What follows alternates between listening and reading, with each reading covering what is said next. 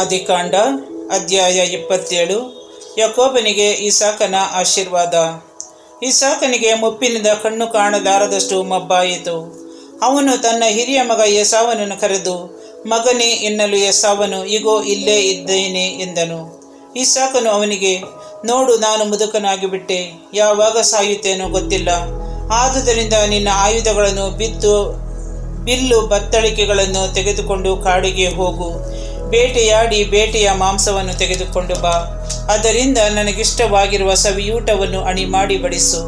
ಸಾವು ಬರುವುದಕ್ಕೆ ಮುಂಚೆ ನಿನ್ನನ್ನು ನಾನು ಆಶೀರ್ವದಿಸುತ್ತೇನೆ ಎಂದು ಹೇಳಿದನು.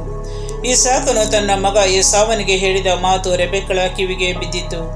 ಏಸಾವನು ಬೇಟೆಯಾಡಲು ಕಾಡಿಗೆ ಹೋಗಿದ್ದಾಗ ಆಕೆ ತನ್ನ ಮಗ ಯಾಕೋಬನಿಗೆ, ನಿನ್ನ ತಂದೆ ನಿನ್ನಣ್ಣ ಏಸಾವನ ಸಂಗಡ ಮಾತನಾಡುತ್ತಾ, ನೀನು ಹೋಗಿ ಬೇಟೆಯಾಡಿ ಬೇಟೆಯ ಮಾಂಸವನ್ನು ತೆಗೆದುಕೊಂಡು ಬಾ. ಆದ್ದರಿಂದ ನನಗೆ ಸವಿಯೂಟವನ್ನು ಅಣಿ ಮಾಡಿ ಬಡಿಸು. ಸಾವು ಬರುವುದಕ್ಕೆ ಮುಂಚೆ ನಾನು ನಿನ್ನನ್ನು ಸರ್ವೇಶ್ವರ ಸ್ವಾಮಿಯ ಸನ್ನಿಧಿಯಲ್ಲಿ ಮನಸಾರೆ ಆಶೀರ್ವದಿಸುತ್ತೇನೆ ಎಂದು ಹೇಳಿದ್ದನ್ನು ಕೇಳಿದ್ದೇನೆ. ಆದುದರಿಂದ ಮಗನೇ, ನೀನು ನನ್ನ ಮಾತಿಗೆ ಕಿವಿಗೊಟ್ಟು ನಾನು ಹೇಳುವಂತೆ ಮಾಡು. ಮೇಕೆ ಮಂದಿಯ ಬಳಿಗೆ ಹೋಗಿ 2 ಒಳ್ಳೆಯ ಮೇಕೆ ಕುರಿಗಳನ್ನು ಬೇಗನೆ ತೆಗೆದುಕೊಂಡು ಬಾ. ಅವುಗಳಿಂದ ನಿನ್ನ ತಂದೆಗೆ ಇಷ್ಟವಾಗಿರುವ ಸವಿಯೂಟವನ್ನು ನಾನೇ ಅಣಿ ಮಾಡುತ್ತೇನೆ. ನೀನು ಅದನ್ನು ಅವರ ಬಳಿಗೆ ತೆಗೆದುಕೊಂಡು ಹೋಗಿ ಬಡಿಸಬೇಕು. ಹಾಗೆ ಮಾಡಿದರವರು ಸಾಯುವುದಕ್ಕೆ ಮುಂಚೆ ನಿನ್ನನ್ನು ಮನಸಾರೆ ಆಶೀರ್ವದಿಸುವರು ಎಂದನು. ಅದಕ್ಕೆ ಯಾಕೋಬನು, ನನ್ನ ಅಣ್ಣನ ಮೈ ತುಂಬ ರೋಮಗಳಿವೆ, ನನ್ನ ಮೈ ಆದರೂ ನುಣ್ಣಗಿದೆ. ಒಂದು ವೇಳೆ ತಂದೆ ನನ್ನನ್ನು ಮುಟ್ಟಿ ನೋಡಿಯಾರು, ನಾನು ಅವರಿಗೆ ವಂಚಕನಾಗಿ ತೋರಿ ಬಂದರೆ ಆಶೀರ್ವಾದಕ್ಕೆ ಬದಲಾಗಿ ಶಾಪ ಬರಮಾಡಿಕೊಳ್ಳುತ್ತೇನೆ ಎಂದನು. ಆಗ ಅವನ ತಾಯಿ, ಮಗನೇ, ಅವರು ನಿನಗೆ ಶಾಪ ಕೊಟ್ಟರೆ ಆ ಶಾಪ ನನಗಿರಲಿ. ನೀನು ನನ್ನ ಮಾತನ್ನು ಕೇಳಿ ಆ ಮರಿಗಳನ್ನು ತೆಗೆದುಕೊಂಡು ಬಾ ಎಂದಳು. ಅವನು ಹೋಗಿ ಅವುಗಳನ್ನು ತಂದು ತಾಯಿಗೆ ಕೊಟ್ಟನು. ರೆಬೆಕ್ಕಳು ಅವನ ತಂದೆಗೆ ಇಷ್ಟವಾದ ಸವಿಯೂಟವನ್ನು ಸಿದ್ಧಪಡಿಸಿದಳು. ತನ್ನ ಹಿರಿಯ ಮಗ ಏಸಾವನ ಬಟ್ಟೆಗಳಲ್ಲಿ ಶ್ರೇಷ್ಠವಾದವು ಮನೆಯಲ್ಲಿ ಆಕೆಯ ವಶದಲ್ಲಿದ್ದವು.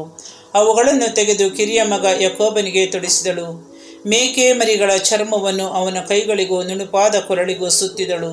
ತಾನು ಸಿದ್ಧ ಮಾಡಿದ ಸವಿಯೂಟವನ್ನು ಸುಟ್ಟಿದ್ದ ರೊಟ್ಟಿಯನ್ನು ತನ್ನ ಮಗ ಯಾಕೋಬನ ಕೈಗೆ ಕೊಟ್ಟಳು.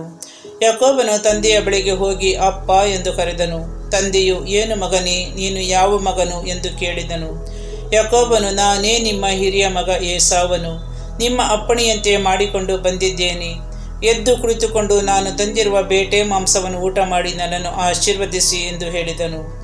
ಇಸಾಕನು, ಏನು ಮಗನೇ, ಇಷ್ಟು ಬೇಗನೆ ಬೇಟೆ ನಿನಗೆ ಹೇಗೆ ಸಿಕ್ಕಿತು ಎಂದು ಕೇಳಿದನು. ಯಾಕೋಬನು, ನಿಮ್ಮ ದೇವರಾದ ಸರ್ವೇಶ್ವರ ಅದನ್ನು ನನ್ನೆದುರಿಗೆ ಬರಮಾಡಿದರು ಎಂದನು. ಆಗ ಇಸಾಕನು ಅವನಿಗೆ, ಮಗನೇ, ಹತ್ತಿರಕ್ಕೆ ಬಾ. ನೀನು ನನ್ನ ಮಗನೋ ಅಲ್ಲವೋ ಎಂದು ಮುಟ್ಟಿ ತಿಳಿದುಕೊಳ್ಳಬೇಕು ಎಂದನು. ಯಾಕೋಬನು ಹತ್ತಿರಕ್ಕೆ ಬಂದಾಗ ತಂದೆ ಇಸಾಕನು ಅವನನ್ನು ಮುಟ್ಟಿ ನೋಡಿ, ಸ್ವರವೇನು ಯಾಕೋಬನ ಸ್ವರ, ಆದರೆ ಕೈ ಏಸಾವನ ಕೈ ಎಂದುಕೊಂಡನು. ಯಾಕೋಬನ ಕೈಗಳು ಅವನ ಅಣ್ಣನ ಕೈಗಳಂತೆ ರೋಮಮಯವಾಗಿ ಇದ್ದುದರಿಂದ ಇಸಾಕನು ಅವನ ಗುರುತನ್ನು ತಿಳಿಯಲಾರದೆ ಅವನನ್ನು ಆಶೀರ್ವದಿಸಿದನು. ಆದರೂ ಮರಳಿ, ನೀನು ನಿಶ್ಚಯವಾಗಿ ನನ್ನ ಮಗ ಏಸಾವನು ಎಂದು ಕೇಳಿದನು. ಯಾಕೋಬನು ಹೌದು ಎಂದು ಉತ್ತರ ಕೊಟ್ಟನು. ಆಗ ಇಸಾಕನು, ಊಟ ಮಾಡಲು ಆ ಬೇಟೆಯ ಮಾಂಸವನ್ನು ತಂದು ಬಡಿಸು, ಆಮೇಲೆ ನಿನ್ನನ್ನು ಆಶೀರ್ವದಿಸುತ್ತೇನೆ ಎಂದನು. ಅಂತೆಯೇ ಯಾಕೋಬನು ಹತ್ತಿರಕ್ಕೆ ತಂದು ಬಡಿಸಿದಾಗ ಇಸಾಕನು ಊಟ ಮಾಡಿದನು. ಕೊಟ್ಟ ದ್ರಾಕ್ಷಾರಸವನ್ನು ಕುಡಿದನು. ಬಳಿಕ ಅವನ ತಂದೆ ಇಸಾಕನು, ಮಗನೇ, ಹತ್ತಿರ ಬಂದು ನನಗೆ ಮುತ್ತು ಕೊಡು ಎಂದನು. ಅವನು ಹತ್ತಿರಕ್ಕೆ ಬಂದು ಮುದ್ದಿಟ್ಟಾಗ ಇಸಾಕನು ಅವನ ಉಡುಗೆ ತೊಡುಗೆಗಳ ಸುವಾಸನೆಯನ್ನು ಮೂಸಿ ನೋಡಿ ಅವನಿಗೆ ಹೀಗೆಂದು ಆಶೀರ್ವಾದ ಮಾಡಿದನು. ನನ್ನ ಸುಕುಮಾರನಿಂದೇಳುವ ಸುವಾಸನೆ ಸರ್ವೇಶ್ವರನ ಆಶೀರ್ವಾದಿಸಿದ ಮೊಗೆ ನೆಲದ ಸುವಾಸನೆಯಂತಿದೆ. ದಯಪಾಲಿಸಲಿ ದೇವ ನಿನಗೆ ಆಗಸದ ಮಂಜನ್ನು, ಸಾರವುಳ್ಳ ಹೊಲವನ್ನು, ಅನುಗ್ರಹಿಸಲಿ ಹೇರಳ ದವಸ ಧಾನ್ಯವನ್ನು, ದ್ರಾಕ್ಷಾರಸವನ್ನು. ಸೇವೆಗೈಯಲ್ಲಿ ನಿನಗೆ ಹೊರನಾಡುಗಳು, ಅಡ್ಡ ಬೀಳಲಿ ನಿನಗೆ ಹೊರ ಜನಾಂಗಗಳು. ಒಡೆಯನಾಗೂ ಸೋದರರಿಗೆ, ಅಡ್ಡ ಬೀಳಲಿ ತಾಯ ಕುಡಿ ನಿನಗೆ. ಶಾಪವಿರಲಿ ನಿನ್ನನ್ನು ಶಪಿಸುವವರಿಗೆ, ಆಶೀರ್ವಾದವು ನಿನ್ನನ್ನು ಹರಸುವವರಿಗೆ. ಇಸಾಕನಲ್ಲಿ ಏಸಾವನ ಮನವಿ. ಯಾಕೋಬನು ತಂದೆ ಇಸಾಕನಿಂದ ಆಶೀರ್ವಾದ ಪಡೆದು ಹೊರಟು ಹೋದನು. ಕೂಡಲೇ ಅವನ ಏಸಾವನು ಬೇಟೆಯಿಂದ ಹಿಂದಿರುಗಿ ಬಂದನು.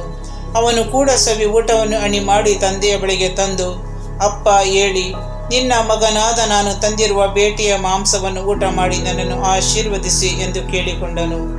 ನೀನು ಯಾರು ಎಂದು ತಂದೆ ಇಸಾಕನು ವಿಚಾರಿಸಲು, ನಾನೇ ನಿಮ್ಮ ಜ್ಯೇಷ್ಠ ಪುತ್ರ ಏಸಾವನು ಎಂದು ಉತ್ತರ ಕೊಟ್ಟನು.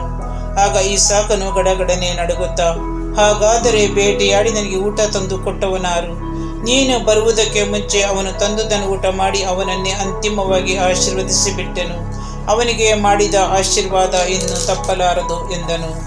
ತಂದೆಯ ಈ ಮಾತುಗಳನ್ನು ಕೇಳಿ ಏಸಾವನು ದುಃಖಾಕ್ರಾಂತನಾದನು, ಬಹಳವಾಗಿ ಅತ್ತನು. ಅಪ್ಪ, ತಂದೆಯೇ, ನನ್ನನ್ನು ಕೂಡ ಆಶೀರ್ವದಿಸು ಎಂದು ಬೇಡಿಕೊಂಡನು. ಇಸಾಕನು, ನಿನ್ನ ತಮ್ಮ ಮೋಸದಿಂದ ಬಂದು ನಿನಗಾಗಬೇಕಿದ್ದ ಆಶೀರ್ವಾದವನ್ನು ಪಡೆದುಕೊಂಡು ಹೋದನು ಎಂದನು. ಅದಕ್ಕೆ ಏಸಾವನು, ಯಾಕೋಬ ಎಂಬ ಹೆಸರು ಅವನಿಗೆ ತಕ್ಕುದಾಗಿದೆ.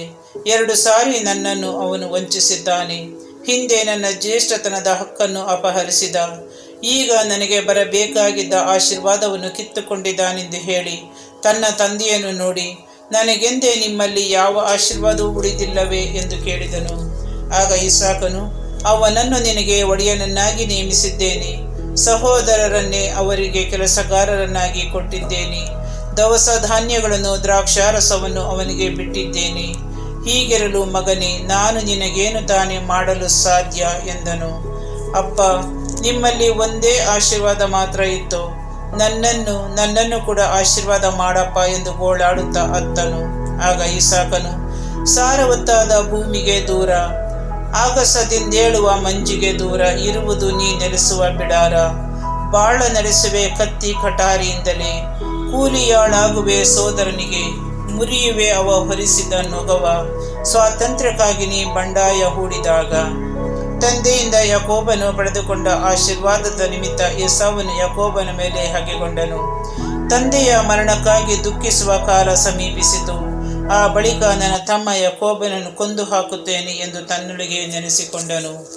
ತನ್ನ ಹಿರಿಯ ಮಗ ಏಸಾವನ ಅನಿಸಿಕೆಯು ರೆಬೆಕ್ಕಳಿಗೆ ತಿಳಿದು ಬಂದಾಗ ಆಕೆ ತನ್ನ ಕಿರಿಯ ಮಗ ಯಾಕೋಬನನ್ನು ಕರೆದು ಹೀಗೆಂದಳು, ನೋಡು, ನಿನ್ನ ಅಣ್ಣ ಏಸಾವನು ನಿನ್ನನ್ನು ಕೊಂದು ಸೇಡು ತೀರಿಸಿಕೊಳ್ಳಬೇಕೆಂದಿದ್ದಾನೆ. ಆದುದರಿಂದ ಮಗನೇ, ನನ್ನ ಮಾತನ್ನು ಕೇಳು. ನೀನು ಎದ್ದು ಖಾರಾನ್ ಊರಿನಲ್ಲಿರುವ ನನ್ನ ಅಣ್ಣ ಲಾಬಾನನ ಬಳಿಗೆ ಓಡಿ ಹೋಗು. ಕೆಲವು ಕಾಲ, ಅಂದರೆ ನಿನ್ನಣ್ಣನ ಕೋಪ ಶಮನ ಆಗುವವರೆಗೂ ಅವನ ಬಳಿಯಲ್ಲಿ ಇರು. ನಿನ್ನ ಅಣ್ಣನು ನೀನು ಮಾಡಿರುವುದನ್ನು ಮರೆತು ತನ್ನ ಕೋಪವನ್ನು ಬಿಟ್ಟಾಗ ನಾನು ನಿನ್ನನ್ನು ಅಲ್ಲಿಂದ ಕರೆಸಿಕೊಳ್ಳುತ್ತೇನೆ. ನಾನೇತಕ್ಕೆ ನಿಮ್ಮಿಬ್ಬರನ್ನು ಒಂದೇ ದಿನದಲ್ಲಿ ಕಳೆದುಕೊಳ್ಳಬೇಕು ಎಂದು ಹೇಳಿದರು. ಲಾಬಾನನ ಬಳಿಗೆ ಯಾಕೋಬನು. ಅನಂತರ ರೆಬೆಕ್ಕಳು ಇಸಾಕನಿಗೆ, ಹಿತ್ತಿಯರಾದ ಹೆಣ್ಣುಗಳ ದೆಸೆಯಿಂದ ನನ್ನ ಬಾಳು ಬೇಸರವಾಗಿದೆ. ಯಾಕೋಬನು ಕೂಡ ಈ ನಾಡಿನ ಹೆಣ್ಣನ್ನು ಆರಿಸಿಕೊಂಡು ಇಂಥ ಹಿತ್ತಿಯ ಹುಡುಗಿಯನ್ನೇ ಮದುವೆ ಮಾಡಿಕೊಂಡರೆ ನಾನು ಇನ್ನು ಬದುಕಿ ಪ್ರಯೋಜನ ಇಲ್ಲ ಎಂದು ಹೇಳಿದಳು.